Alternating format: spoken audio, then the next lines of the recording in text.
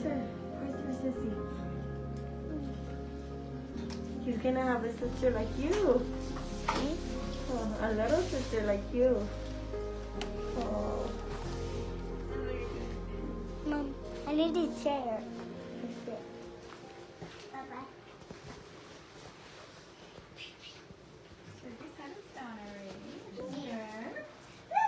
We're good to go, Amanda. Papa?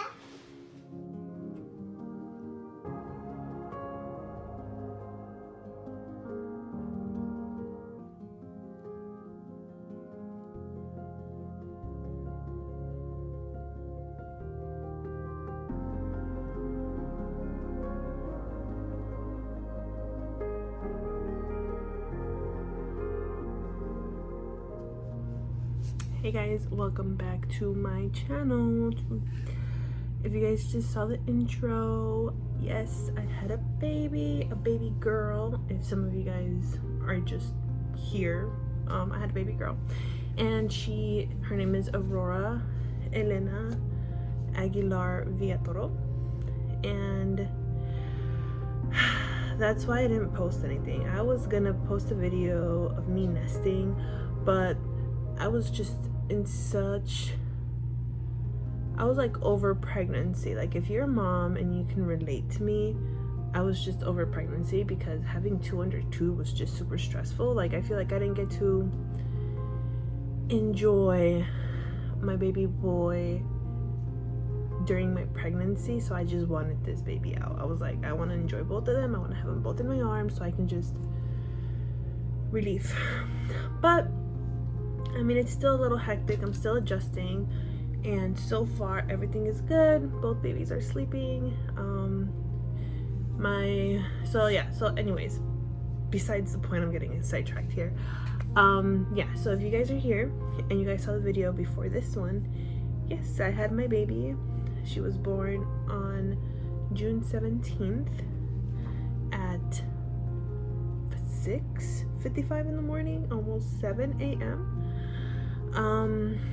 And I just wanted to talk to you guys, like, if you guys have, like, I guess any questions about pregnancy or how it was. Of course, I had a natural pregnancy, no epidural.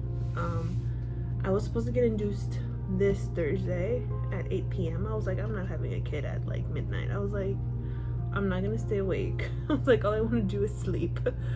But thank God that didn't happen. I'm so grateful that it did not happen, because I heard when you get induced, it does not feel pretty and it's not nice. So yeah, I just wanted to come on here and just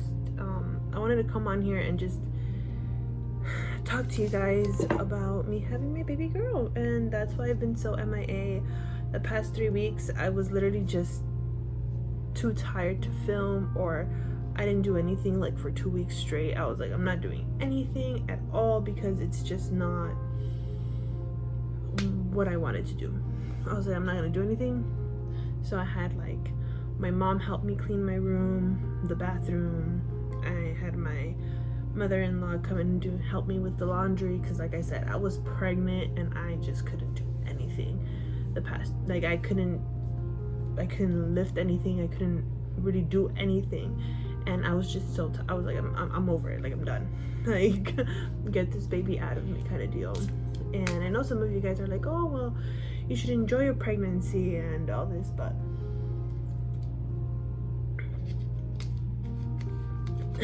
for me, I did enjoy my pregnancy, but towards the end, it was getting very tiring because I am a stay-at-home mom. I was just by myself 24/7. I'm not 24/7, but I was by myself majority of the time with the baby, being pregnant, having to handle him. Like, I couldn't even carry him. I felt so bad because he's learning to walk, and I couldn't enjoy it because it hurt if I sat down or if I got too low. So I had to put him in his playpen like for majority of the time until either my mom got home or my boyfriend got home, because it was just so too much for me, and I felt bad because I couldn't even move. I was sleeping sitting up, like I couldn't even lay down. But anyways, I wanted to come on here and just let you know, guys, that I'm still filming. I'm trying to make it more consistent. Maybe I think we'll talk about postpartum, and I do want to talk about postpartum and how, you know, how I've been feeling mentally.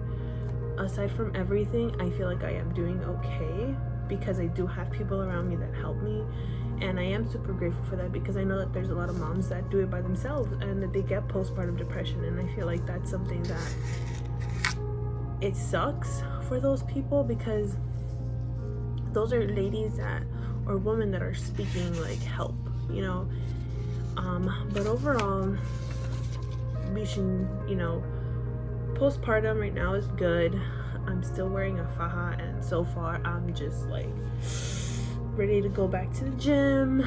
I'm still figuring out baby girl's schedule, because the baby boy has his schedule like on point. Like, he's a good boy.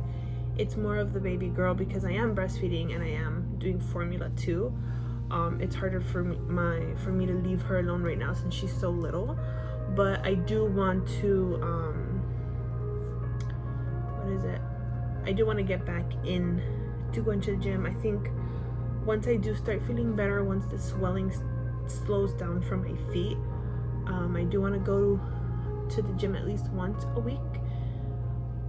You know, who knows what happens, because at the end of the day, kids are so, like, what is that word when you guys are like, they don't have a schedule, so they're just like random. One day they're crying and one day they're all happy and they're like on point like Monday to Friday, but then there's that one week that it's just like, what the hell happened?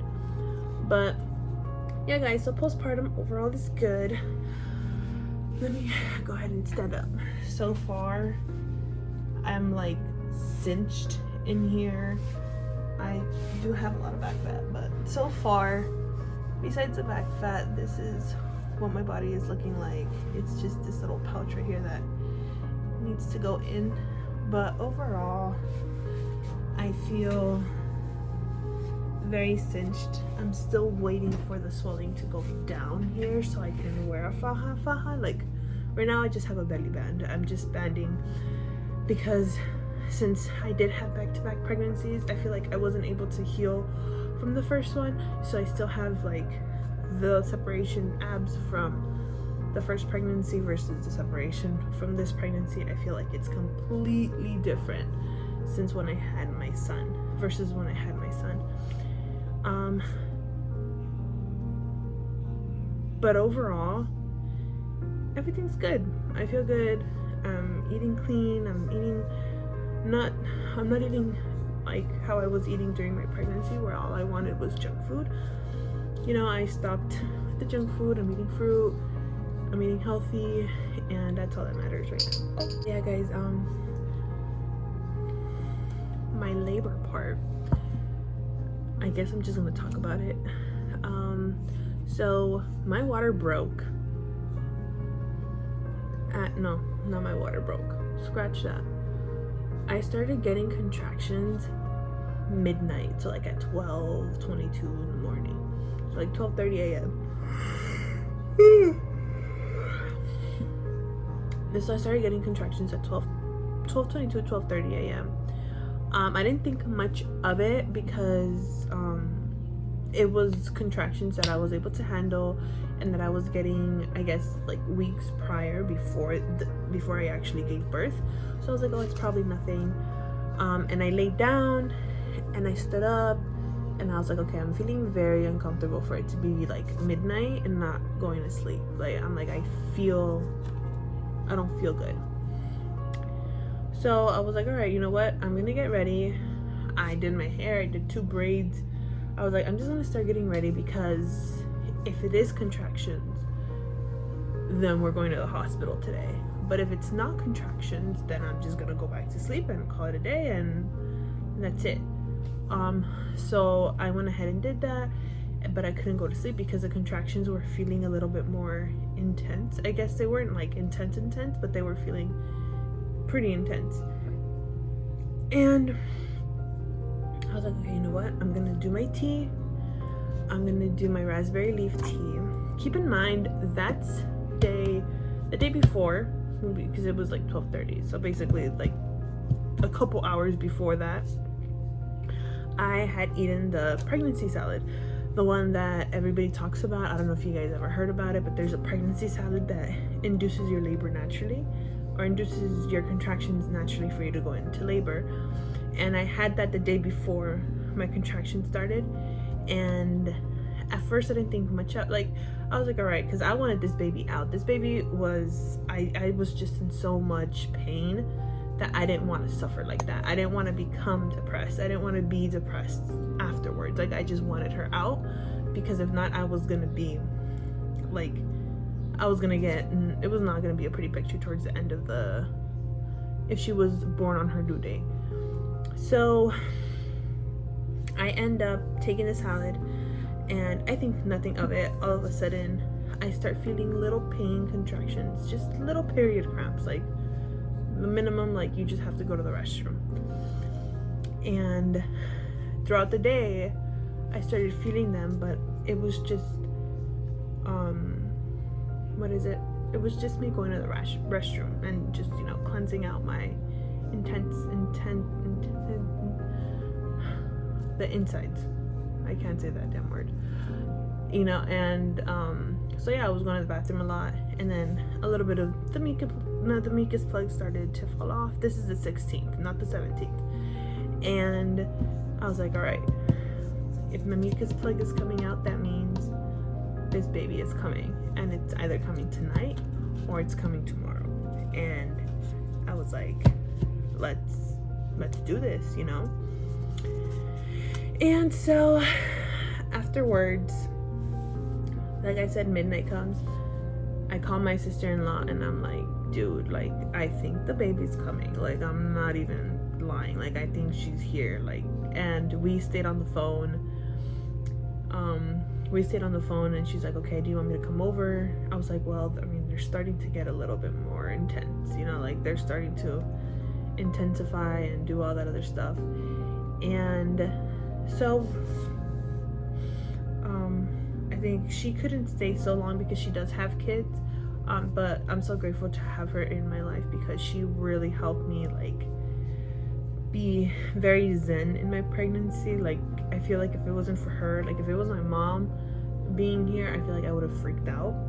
And I feel like if you are pregnant and you have that one safe person that's there for you throughout the pregnancy, I feel like you should always have them with you, especially if you want to be very calm during your contractions. And I feel like that helped me control my contractions more, because like I said, I am if your cramps when your cycle comes are very intense, I never took any pills. That's why for me, like, I didn't take Midol or Tylenol or ibuprofen. I never took any of those. So for me, the contractions felt like period cramps. So I was able to control them, or just handle them as much as I possibly could. And okay, anyway, sidetracked. So I'm grateful for her. She's a great person. She helped me. I was calm throughout my contractions. We leave the hospital at 5 a.m. No, we leave the house at 5 a.m. And the contractions are becoming more and more intense. I'm like, I was gonna wait it out till like 6. I was gonna wait it out. Thank God I did not wait it out till 6, because literally that hour I gave birth. So we go to the hospital, they check me in, and then you go into the little prep room to check my cervix and all that stuff, and they're like, oh, you're 7 centimeters dilated. I was like, oh my God, had I waited a little bit longer, I would have had my baby like in the street or probably in the car. And 7 centimeters dilated.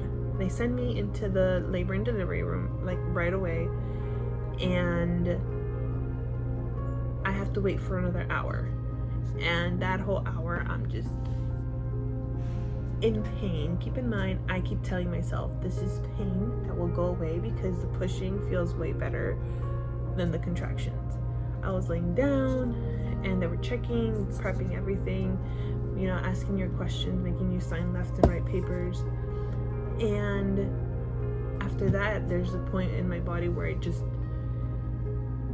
couldn't handle it anymore. I'm like, I need you to check me again.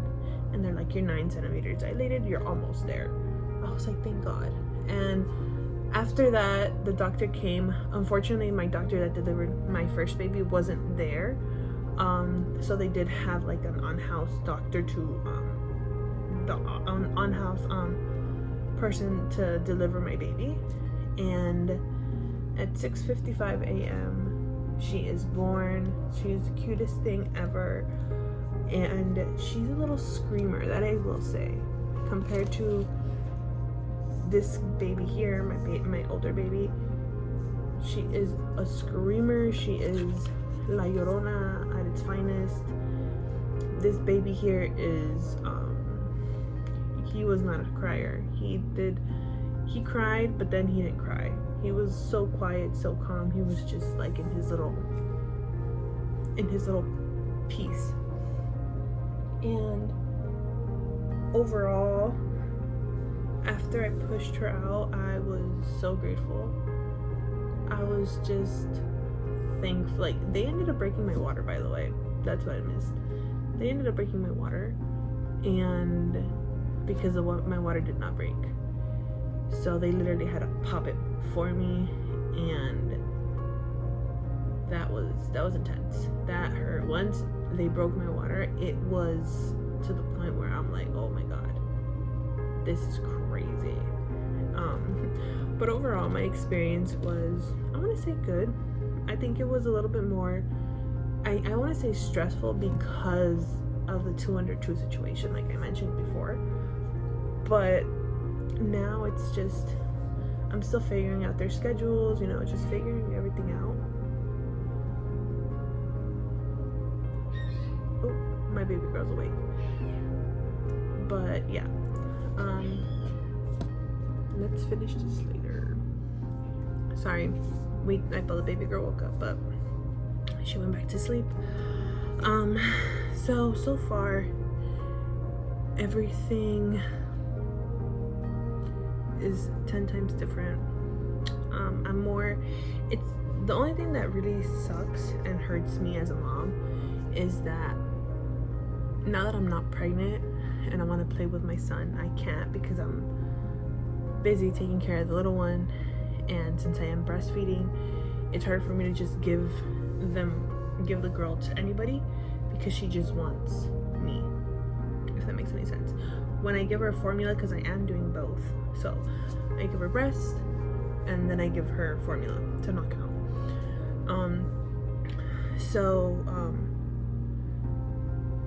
That's the only part that hurts me, when I can't play with my son and I can't cuddle him or I can't sleep next to him because I'm too busy taking care of the little one, which sucks. But I know overall that it's just temporary.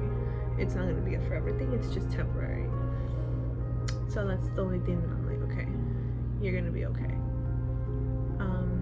But yeah, guys, overall, if you guys have any more questions, or like if you guys want more in depth, or I'm thinking I want to do like a day with the newborn and the new, like 2 under 2, but I don't know yet. I'm still kind of like, I'm still getting the hang of it. I can't even be by myself. I was by myself for like one day and it was crazy, I'll tell you that. But yeah, guys, this is just a little update. I just wanted to let you guys know why I didn't post, because I was just too lazy and I was just tired and overwhelmed. And yeah, guys, so I hope you guys liked today's video. Make sure you like, share, and subscribe if you're new here, and I'll see you guys next time. Bye.